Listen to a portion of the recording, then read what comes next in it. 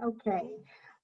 We're delighted to have Stacy Driscoll from the New Hampshire program and a longtime Zoom user be our presenter today.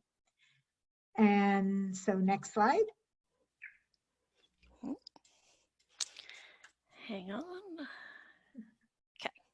All right, just a few reminders that if you want to see the captions, if you click on the CC button on the control panel, they should become visible to you. Some reminders for you that starting tomorrow, AT3 will be offering weekly webinars addressing the challenges and hopefully solutions that the state and territory AT programs are experiencing in this weird time. And the Zoom link and phone numbers can be found where all of our upcoming webinars and calls are listed on the AT3 Center website. We also have resources regarding COVID-19 on the website. You can get to the particular page through the home page. There's a banner on the top of the home page that'll take you right to the emergency management page. Those resources are updated at least once a week. Resources are updated daily as they are known on the AT3 Center Facebook page. Our wonderful editor at AT News and Tips also, as things coalesce to be on a topic, has been developing a blog that goes out. So do subscribe to AT News and Tips for other relevant information. Without further ado, I'll turn the program over to Stacy. If you have questions as we go, please be sure to enter them in the chat box. So again, thank you, Stacy.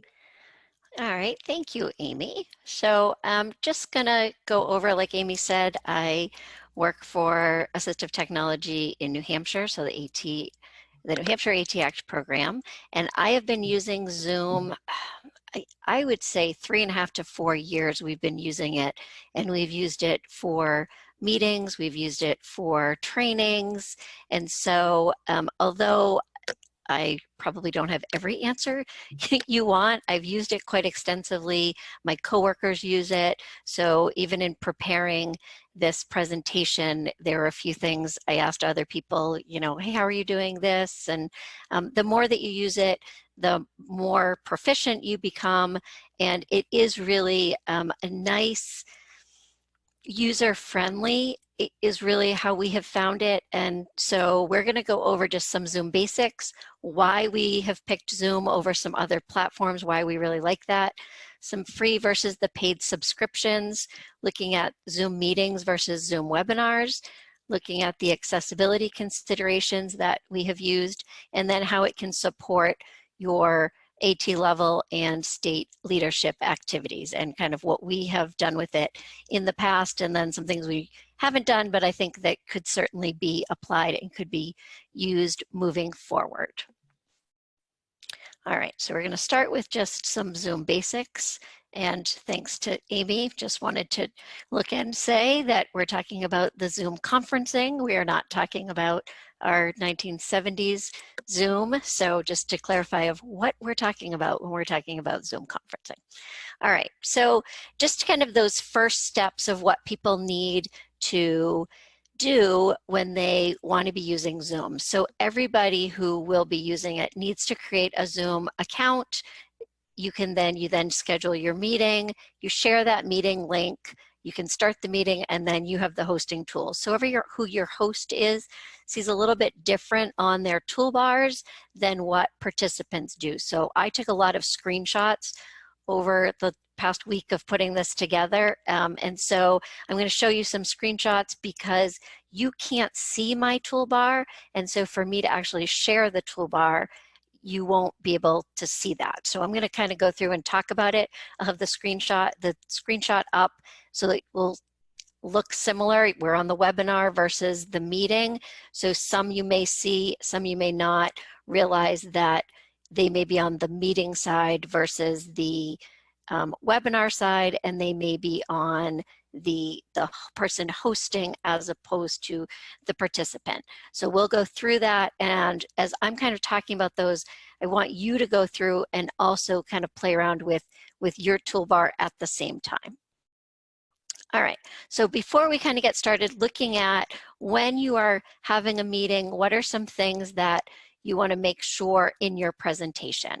So I think right now we have it set up that you can see me in the side as well as seeing the slideshow. So I like to do that because I think it helps to engage people better.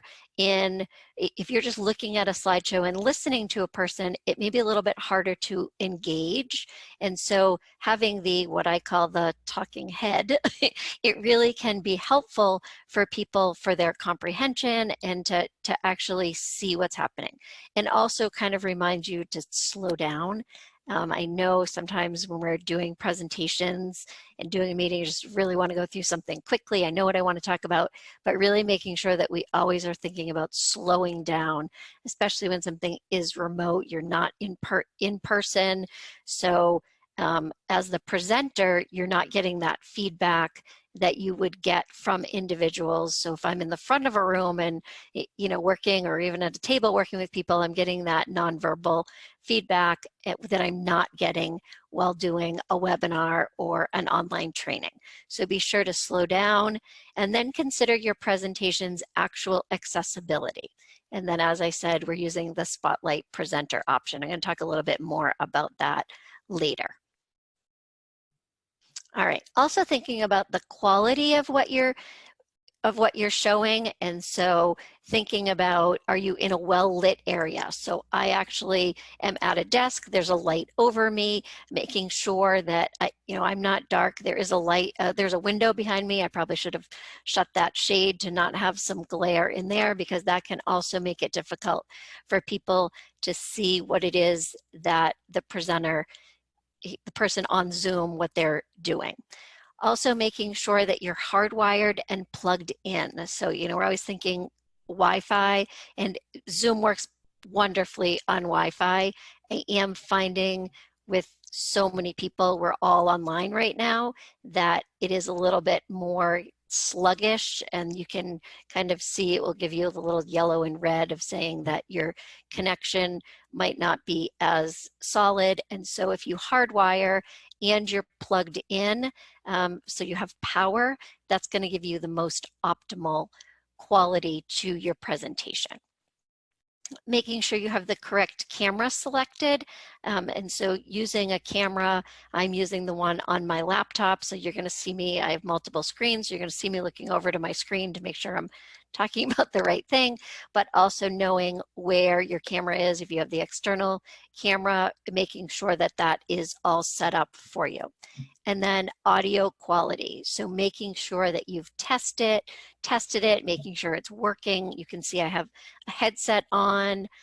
I prefer a headset that is over my ears. Earbuds really bother me, but earbuds will work just as well as long as you have the microphone on those earbuds. So if you have some high quality, the Apple earbuds, there are a lot of other brands, but anything that's going to have a headset with a microphone so that you're using an external microphone and not using the microphone from your computer, because that sound can be really difficult for some people to hear. Maybe you're sitting back and you're not being as clear as is necessary for people. It's also, if you have a headset mic, you're picking up less sound all around you. So as many of us, my family is all still home right now, so they've been told they need to be quiet, but also having the headset less likely to pick up any background noise that may happen.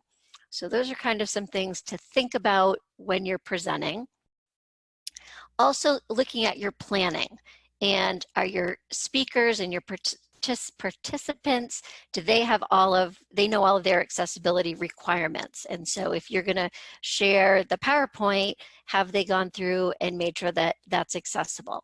Making sure that everything is loud enough, good visibility. We talked a little bit about that. We have some CART, also may have interpreters. We're going to talk about that a little bit more later. YouTube can actually automatically caption your videos, but you do need to go back in and check that and do a little bit of cleanup for it. Making sure that you tell your presenters your accessibility requirements and offer guidance before you're having somebody present. So you don't want to an hour before say, oh, hey, I need this and that's not accessible when you're about to start. And then making sure when you send your webinar invite that you are sending a list of the hotkeys within that invite. So that was something that we at the Institute on Disability actually talked to Zoom directly about.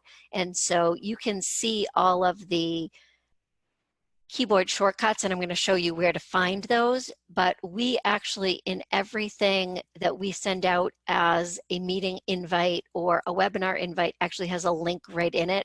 We don't need to add that. That actually links to all of the keyboard shortcuts within Zoom. So that's included in every invite, and that's something that Zoom helped us to add within UNH. So that's higher than my pay grade, but that was added, and I certainly can ask some questions if somebody needs to figure out how to do that. So why did we pick Zoom versus some other platforms? So this was picked, I wasn't really part of picking it, but I've been one of the original users. The Institute on Disability used it before UNH adopted it, and so we were using it, and I was using it kind of in those beginning stages of looking at why we really liked Zoom. The usability is, it is very easy to use. There are so many advanced features, and that's all great, but you don't need all of those just to get started. And so that usability was really important. The accessibility features were something in looking at that. They have a VPAT statement. They have the accessibility. You can find what those are and very easily look into using that, where some of the other teleconferencing software don't account for accessibility. So that was something that was important to us. Everything is encrypted. So if you look on my screen is a little different from what you are currently seeing, but if you look in the top left-hand corner, there's a little lock with an E. So that shows that it is encrypted. So when you are doing a meeting, it is encrypted. You can share your screen. So right now I'm sharing my PowerPoint, but I'm going to actually stop and share just me talking to you, and I'm actually going to share another screen and kind of show you online the Zoom platform. You can have lots of different numbers of participants. Currently what UNH has for a meeting, we can have up to 300 people, and for a webinar, we can have up to 500. So that was really important to us. There are all sorts of other features that we really like within Zoom. All right, so let's do a quick demo. I'm going to leave this up here, but I want you to look right here at the bottom. So this is the screen for a meeting. And so I took this screenshot, and now I'm going to go through and talk about each one of these of what I'm going to actually try something right here, spotlight. So can everyone see my little red dot there? So I am using this red dot within the sharing in order to annotate for you, so, or spotlight for you. So on the bottom of your screen, you're going to see a microphone and a stop video. There are also arrows up here that you can use, and that's going to help you. So if you click on that mute, it's going to mute you. You should all be muted. I think when you signed into the webinar, it was set for you to automatically be muted. You can set that as the host of what you want to do, but you at any point, if you're in a meeting, you can mute yourself. So, and you can turn your video off. So as much as right now we are all working from a distance, and we want to have our videos on because it's really important just to have that face-to-face interaction with people, where before people might have said, oh, I'm just going to leave my video off, and where I think it's really important to do that. But things happen, and you know, family might end up being behind you. You need to turn your video off. You need to turn you need to mute yourself, or maybe you're multitasking and you don't want people to know you're multitasking. So turning off your video and muting. Also, this is where you would find your ability to change from your computer microphone to your headset microphone and your video, and changing it. So you would change it within these little arrows here. This is also where you can invite people. So you're on a webinar right now. I don't think you can invite. I don't see the invite on mine. So you can invite people. So you click on this. I have a set that comes up of everyone's name at UNH that I can search, or I can just copy the link, or I can copy the URL. And so by copying the link, I can just share that in an email, or the whole invitation that gives all of those, like I said, how to turn it on, how to get on through the computer, how to get on through the phone, how to have all of those keyboard shortcuts. And so sometimes if I'm just saying to somebody, hey, can you just jump on a Zoom, I'm only going to send them the link. I know that they have everything they need. We've done meetings before. So that would be within my invite. I just copy the link and then send that in either a Skype message, in an email. Manage participants. So you can see that when I was doing the screenshot of this, I was the only one on, so it said one person. So when I click on that, it brings up this right-hand side that lists all of my participants. It showed that my microphone and my video were on. There would be a red slash through this if any of those are off. If I click on those, I also have the ability that I can turn off as the host. I can turn any of those off. I can mute all at once. So I'm now down at the bottom of this box.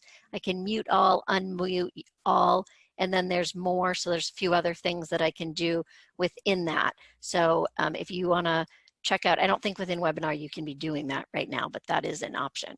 This is also share. So this green button down here is where you're able to share. I'm going to show you later all of what that looks like. The chat is down here, so I can chat with anybody that I need to chat with, and you have the option to chat with when you are, that you can, if someone's presenting, you can share just with a single person, or you can be sharing with everybody. So look at who you're sharing with when you click open that chat. This is also where you record. You can record to the computer or to the cloud. Again, this is only the host person who can record. And then there's breakout rooms. I haven't used breakout rooms. I played with it a little bit. So let's say where I said, you know, we have a meeting, we have the ability to have up to 300 people on it. I'm not quite sure how you would kind of control that many people in a meeting, but you know, maybe you have 100 people and maybe you want everyone to be in, you know, a small group of 10. And so you can click on breakout rooms and it gives you the whole list, and you can then distribute those people into smaller groups, and then they are able to meet as a group. So you're all on the same Zoom meeting, but you're all meeting individually, or individually in your all small group meeting.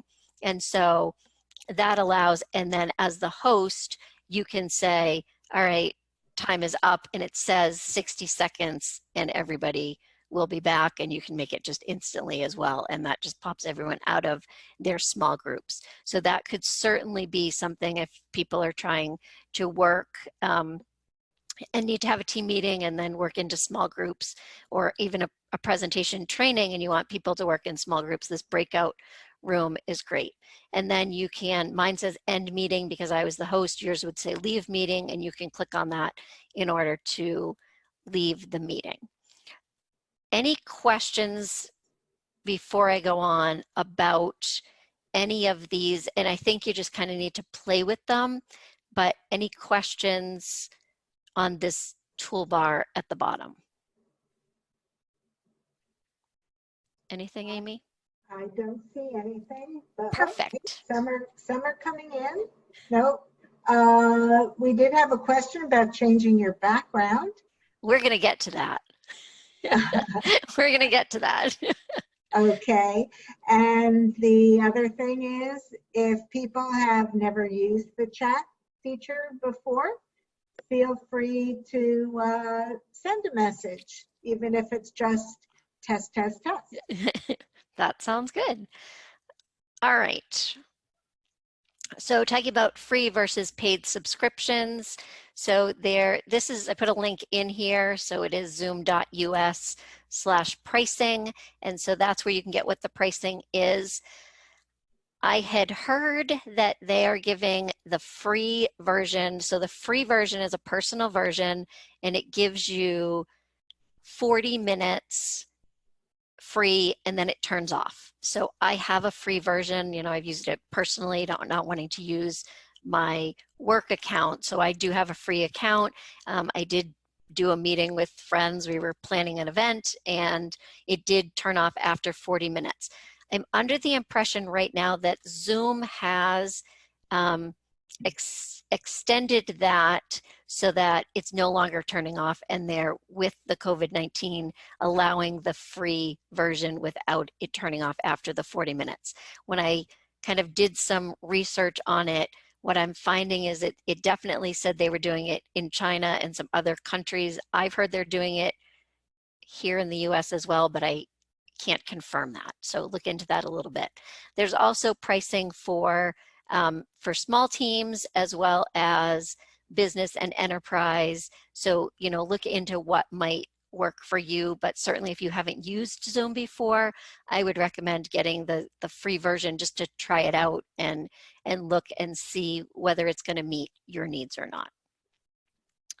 All right. So I just wanted to mention Mhm. that AT3 has purchased the expanded version, and so now we can have, I believe it's up to 500 participants.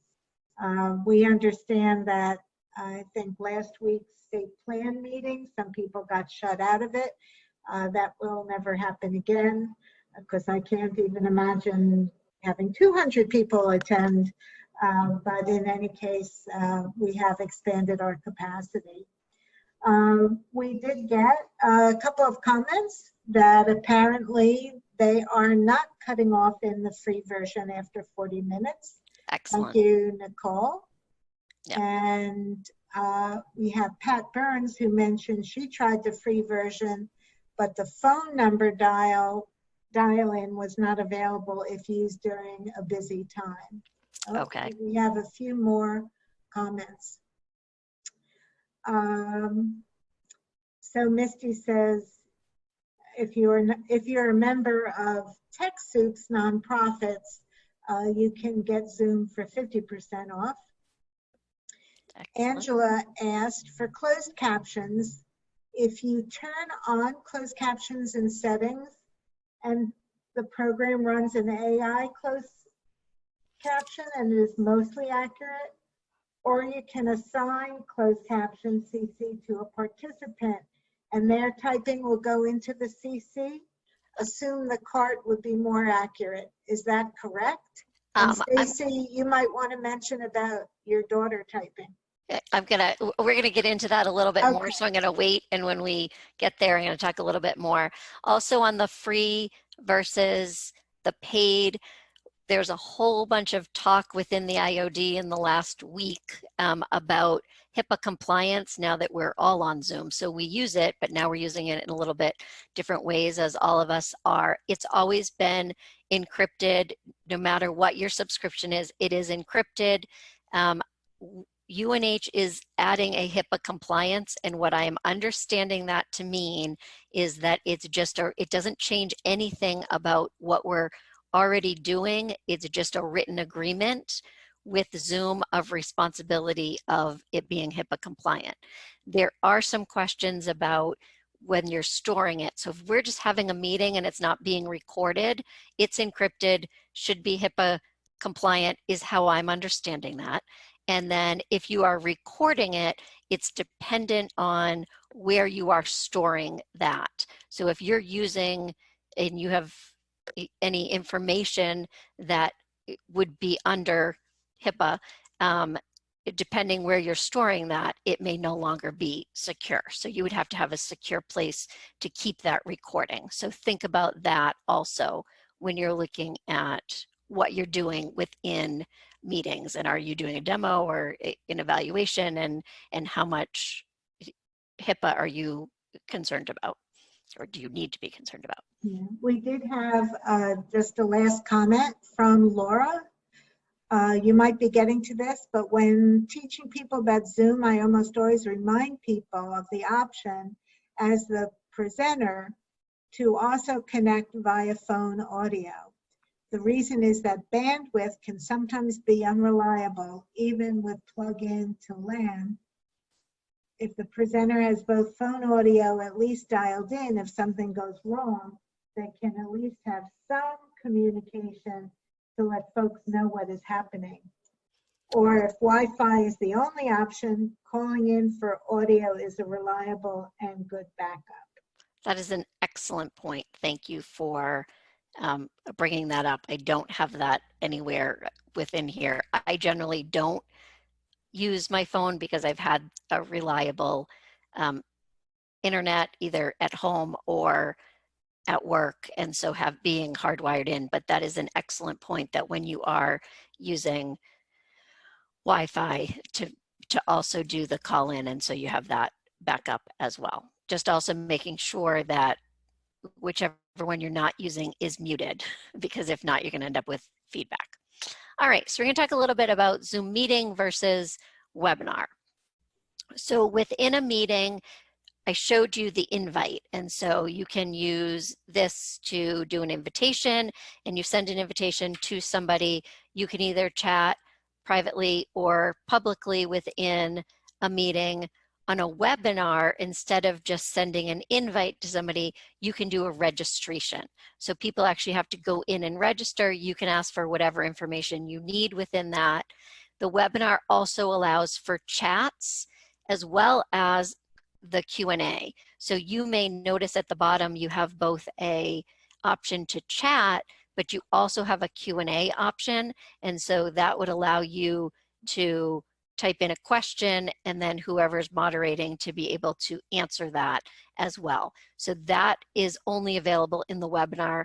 Polling is the other option within a webinar, and so polling could be a good option when you can, well, you can do this on either. You can run reports. So if you're doing polling, and we did this with our ICT webinars, is we polled everyone with our reporting question, and then I was able to actually run a report of that. And because I had asked for everyone's state, I also could go through and see which state everyone was from in order to have that reporting within that ICT webinar. Once it was recorded and put up and people could watch it, I no longer could collect that data. But live, I could use that polling.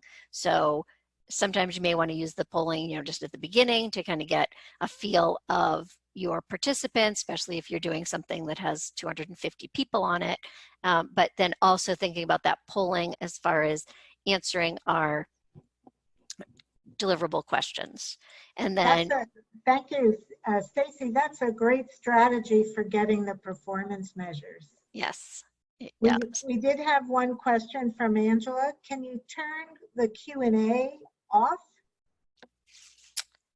And how does Q&A differ from chat? Chat would be you're just kind of talking to everybody. Q&A would be, so I can actually look at the chat, but I can also look at the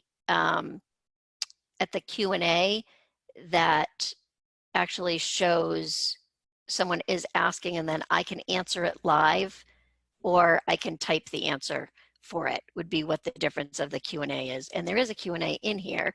And yes. Can you raise your hand on both webinar and meeting? I think it depends on in using the raise your hand option. I think it depends on what your settings by your host is. So your host actually has to set that up of allowing that or not allowing it. All right, moving on. And that you can record on either one of the meeting versus the webinar. I want to, right here, I want to do a little demo. So I'm going to stop sharing I'm going to stop sharing the PowerPoint, and I'm going to move over to my other screen that is going to show the Zoom profile. So I'm going to stop sharing and share again.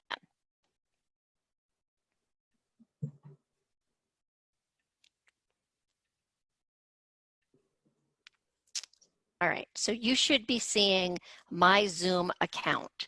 And so you can see within here, it's Zoom, it's University of New Hampshire. I have a profile, so it gives me all sorts of information. You can see that my meeting and webinar, what my capacity is here, time zone of how it's going in. You know, I can change my password, things like that.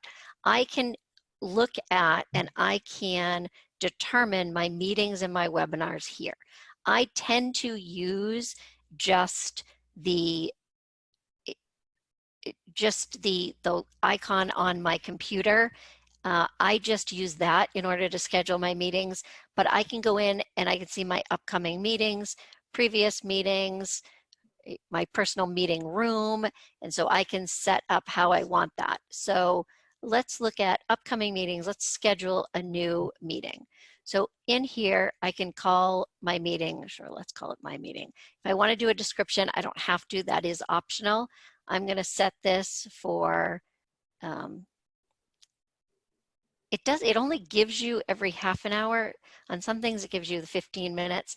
I can do my duration, how long I want it, time zone. Is this a recurring meeting? So if I want it to be recurring, I can actually change it for once a week or however I need that to be.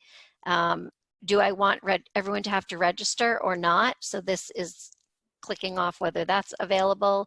I can use just generally automate the meeting ID, or I can use my personal meeting ID. I can require a password. I can put on whether I want the video for either of these people, my audio of how I want that. And then I have these options here as well of enabling to join before the host.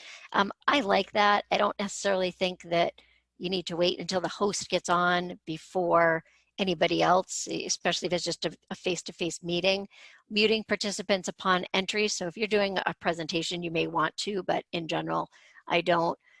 Enabling a waiting room, we don't really use that. Authentication, breakout rooms, you could pre-assign that. So you can do that ahead, and then recording it automatically. So these are some of the options of when you're scheduling a meeting, what you're going to do with that. There are also some meeting templates. We don't use those. And then you can see the difference between a webinar. And so I can schedule a webinar. I'd give my name of the webinar.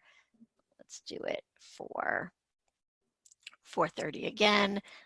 The amount of time, I can make it recurring. Registration, I can require that, require a password, you know, same options.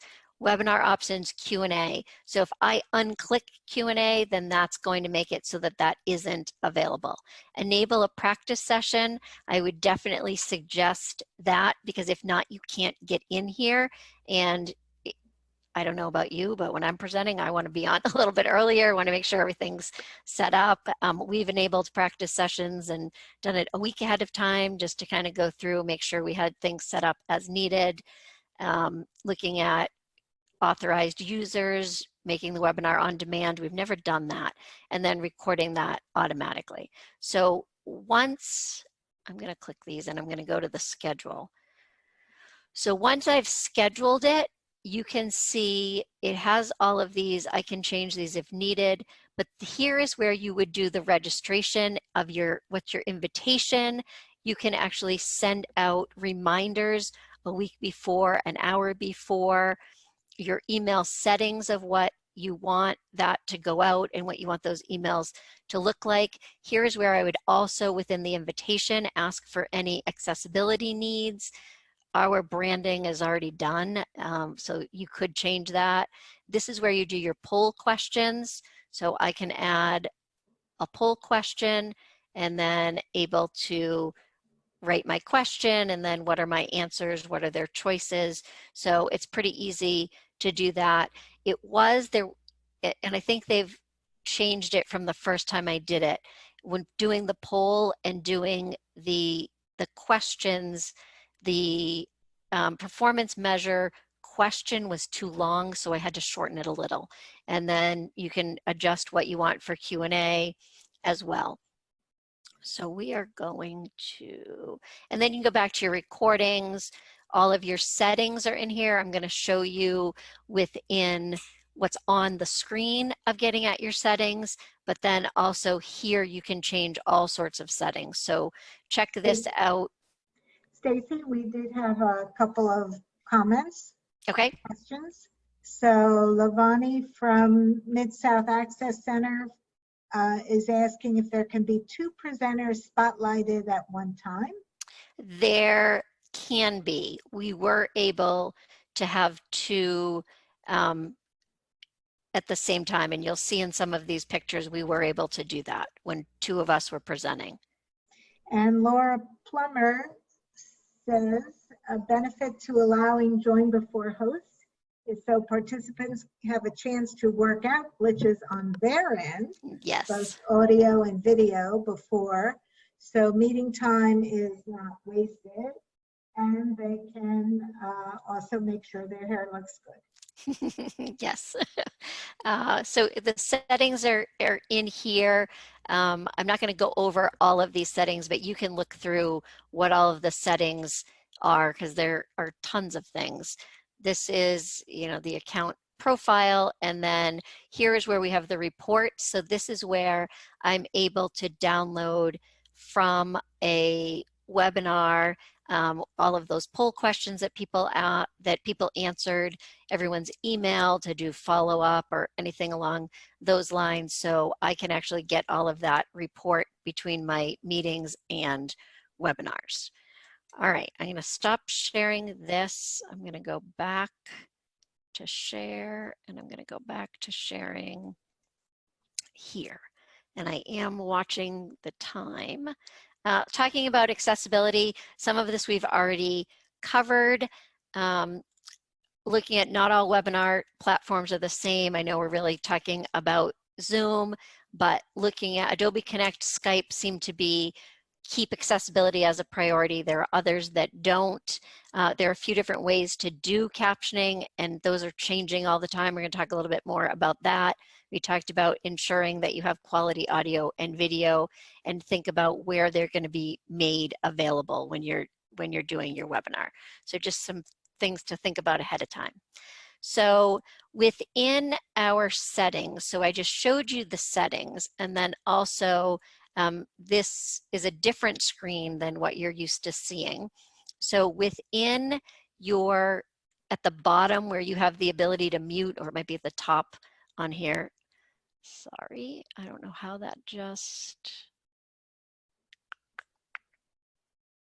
good guess. Okay, so within, if you look at the down arrow next to your mute or your stop video, it looks at being able to, it says audio settings all the way at the bottom. So if you click on audio settings, this screen is going to come up, but it's going to actually be on audio here.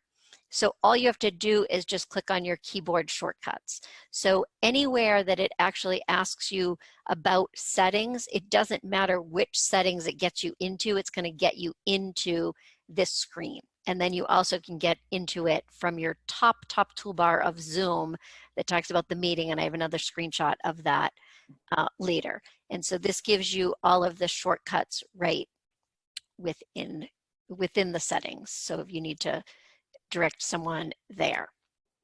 Also, don't forget about audio descriptions, and I hope that I'm doing this, and as I am talking and showing a slide, really making sure that someone who visually cannot see the slide, that I am describing it in a way that they're going to be able to follow along, and don't just think about the fact that someone's looking at the slide, and remember, not everyone can do that. I think we know that, but wanted to mention that.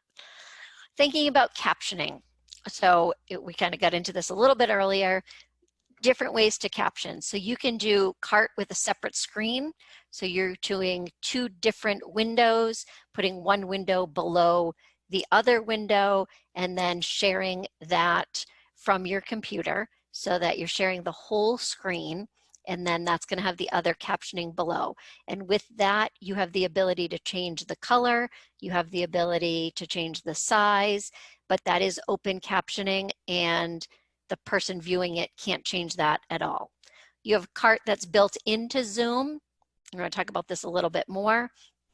And within what's built into Zoom, you can change the size, but you can't change anything else. You can't change the look of it at all. So you can just change that, the size of it, and the font size goes all the way up to 32 and all the way down to 14.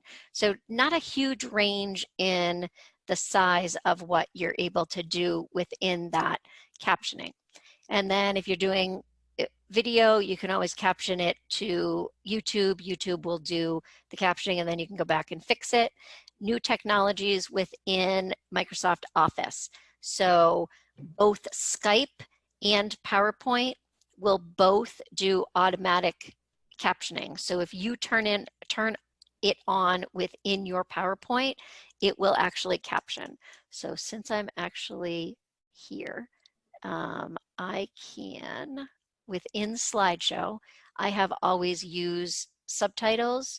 So I can actually always use those subtitles. And earlier today, it was actually, if I set it in a way, it's because I'm only sharing my screen, but if I go to play it from the start, it's going to actually caption right within the whole PowerPoint that it will caption. But again, I would say having a captionist who can actually follow along and be doing the captioning would be a much better option than actually using the PowerPoint or the Skype ability to caption from there.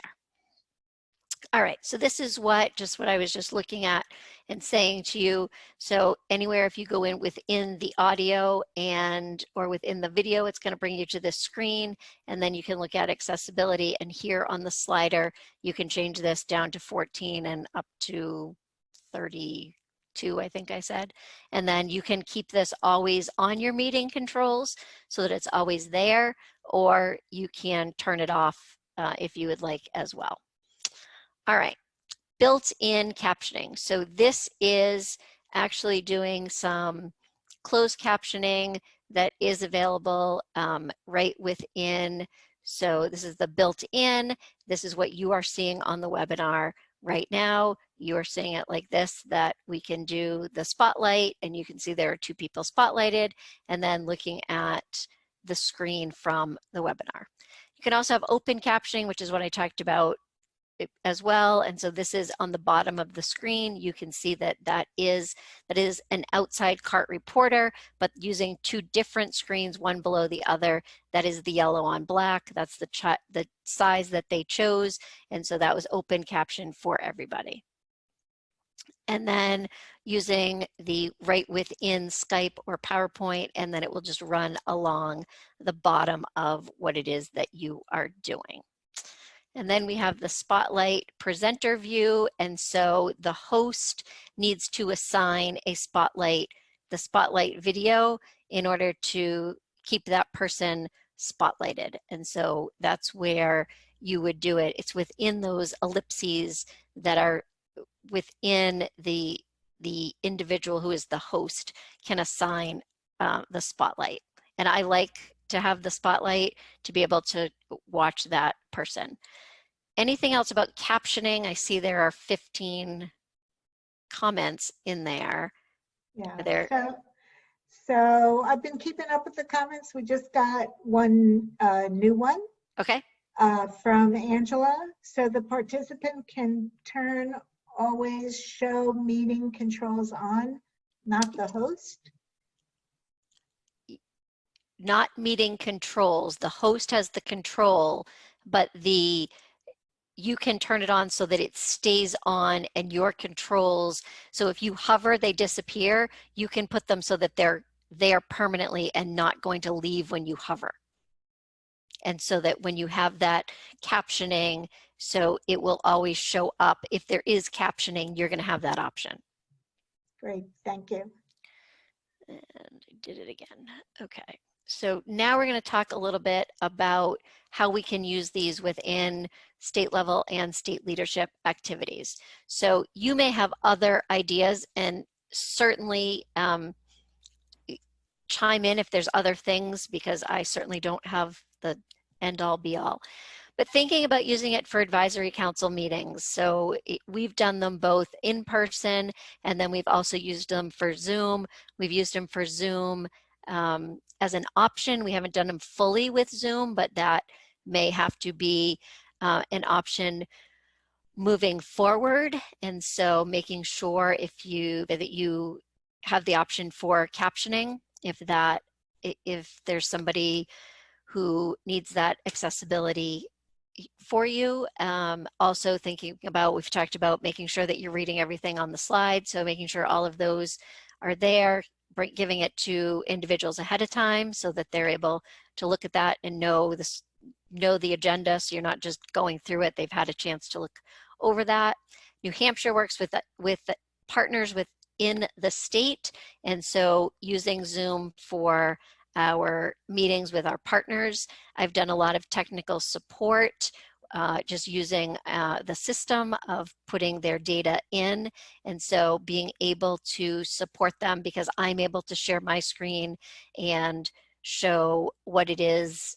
And kind of what I've done is I show my screen, I say, okay, this is how you're going to do it, and then I stop sharing and they share their screen, and they're able to say, okay, this is what I'm doing, and then I can say, okay, look to the right, and it's the large button that's blue, so that I can see what they're doing and help them along, and not just say, here, do it.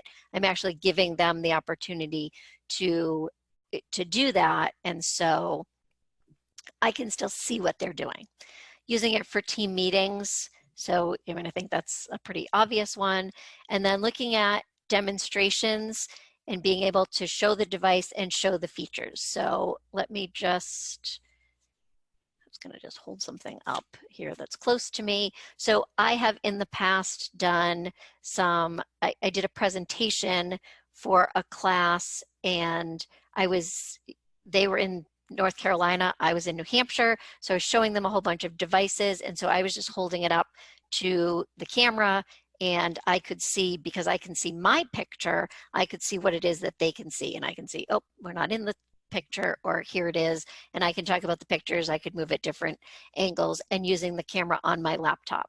You can also use the computer camera, or you can use the iPhone or iPad. So I'm going to show you, and I have a screenshot here of how to, we're going to hold off on that, how to actually use an external camera, and using the camera on your iPhone with a dock in order to use that and then present underneath it. So I'm going to show you that in a second. So we talked a little bit about, I want you to take a look at these settings, because I could do a whole hour on just what these settings are, but looking at how you actually want it to be set up when people sign in, how you want it to look when you are seeing it. I have Zoom on my menu bar on my Mac, so that's how I schedule all of my meetings that way. So just looking at how you want that to be presented. And then there are settings for recording. So we've talked multiple times about doing recordings, but looking at even where it is that it's going to be stored, because it will save it and it'll say, oh, it's saved. And then you go, where did it go? So making sure that you know once it's saved, where it has saved, because it can save to the cloud, or it can save to your computer itself. So making sure even within there of where it could be on my computer, could be anywhere. So knowing where it has landed. So you can see here, there's lots of things that you can actually look at to be able to set different features. So the virtual background, someone asked about the virtual background. For some reason on my computer, it isn't working. It says that I need to be upgraded to something. I'm actually upgraded to the highest, so I actually think that I may be too far is what the issue is, but you can actually choose a virtual background. There's a place to add, so if you wanted to add your own picture. You could add your own picture for a background as well. It says I need a green screen. I don't have a green screen, so that isn't working. But here you can see my beautiful daughter with her, who is helping me with this. And so she put the background on hers, and she was able, you can see what the background looks like. So she was sitting in actually the other side of the room that I'm in now, and she was able to put on the background. We also, when you, we have a few questions okay, up here. Calvin mentions we have a staff member who tries to call into Zoom via relay service and gets errors. Does Zoom not allow relay service callers? I have never checked into that. I would think that's something you want to directly ask Zoom. I would also say that we have found that we had really great customer service, and that, so we have a UNH account, but my coworker who I was working with when we were doing all of these webinars, he's no longer at UNH, but he was calling, and he's at the IOD, so we're just one small section, and he was actually calling Zoom direct as far as the keyboard shortcuts, and he was very successful in getting the information from them. So I would recommend calling them, and I think, I just wrote that down for myself to look into that a little bit further. And if they don't, and they're always trying to improve, I would imagine that it would be something that they would be looking into. Also, I'm going to sneak back to captioning, and when I said that you can assign a captionist, so you can assign a cart captioner, or you can assign a captionist that is one of the people within your meeting.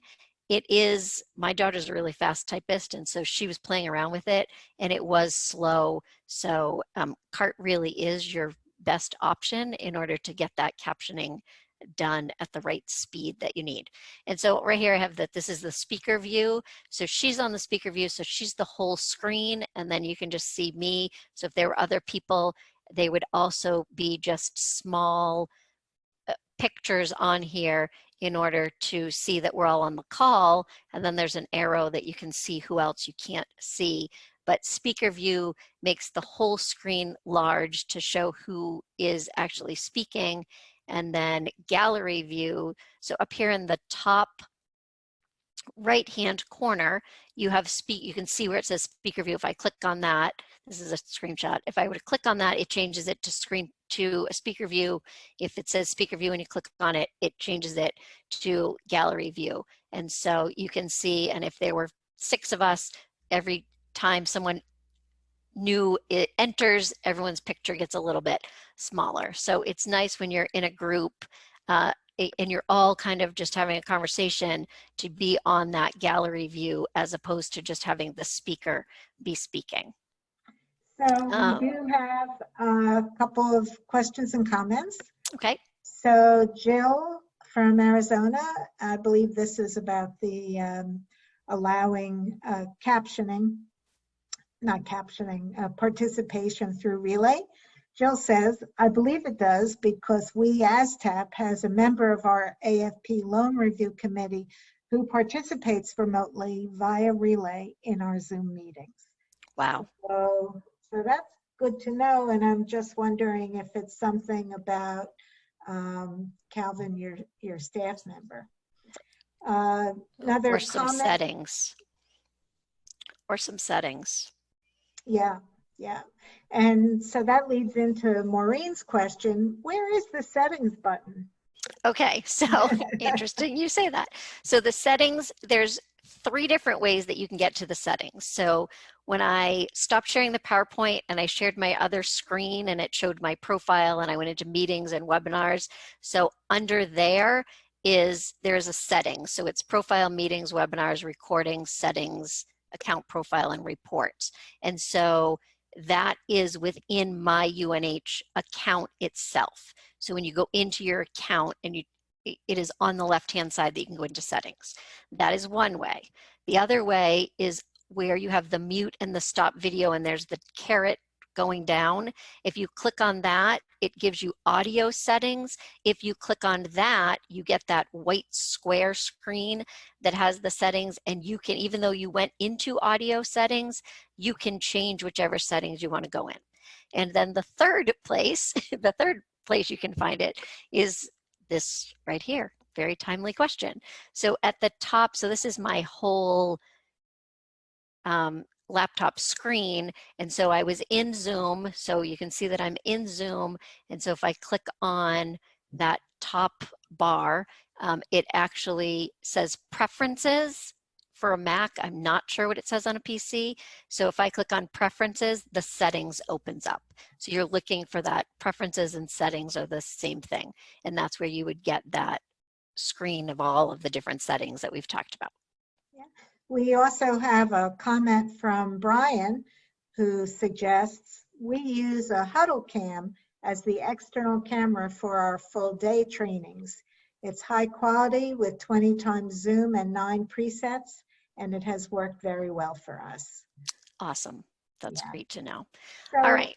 Folks, I know we're getting near the 1 hour mark, but Stacy, are you willing to stay on to the extent that others can stay on? I am absolutely, and I'm almost done with what I have to say, so then we can just go through some questions.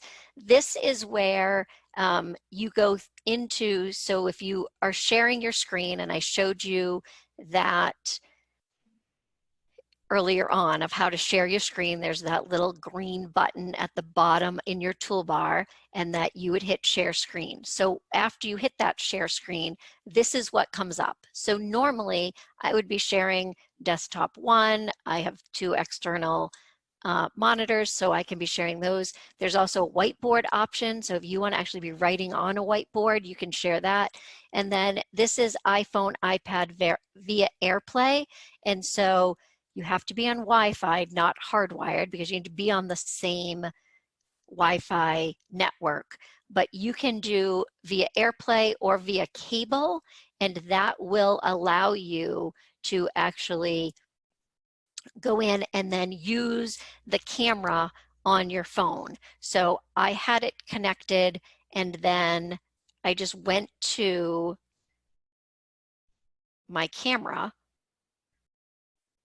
So by having my camera, I was then using this as the camera itself, and what that showed actually showed up as the shared screen. So I could be using that in order to, if I didn't want to be holding something up in front of the camera in front of my face, but wanted to actually show somebody, this is the device, this is the features, I could do that. It may be too big that I can't just hold it up in front of me. And so using that as an external camera is also a wonderful way to do the demonstrations or training. Yeah. So I am going to interrupt because I didn't remember that our captioner is only with us for 2 more minutes.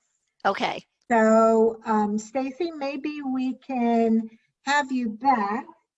We're actually thinking, we meaning AT3, of having our webinar on April 2nd, being one that addresses best practices in conducting demonstrations remotely. So maybe we can start you off to finish up your presentation at the beginning. And then I am interested in hearing from the 90 some odd of you who are on today, if you have been conducting demonstrations remotely and would like to participate as a leader in the April 2nd call at 3 o'clock, please let me know, amy.goldman@atap.org. I just want to get one quick thing that I think is really important. If you are sharing videos, make sure when you're sharing your screen, this says optimize for full screen video clip and share computer audio. You want to check these both off when you are sharing any video. So make sure to do those if within your presentation you're sharing a video. So, and if any questions didn't get answered, feel free to email me. And there's some resources. This is going to be up, but stacy.driscoll@unh.edu. If you have other questions, happy to help. So thank you very much. This is recorded and it will be posted, as well as Stacy's slides once accessibility is done. Thanks, everyone.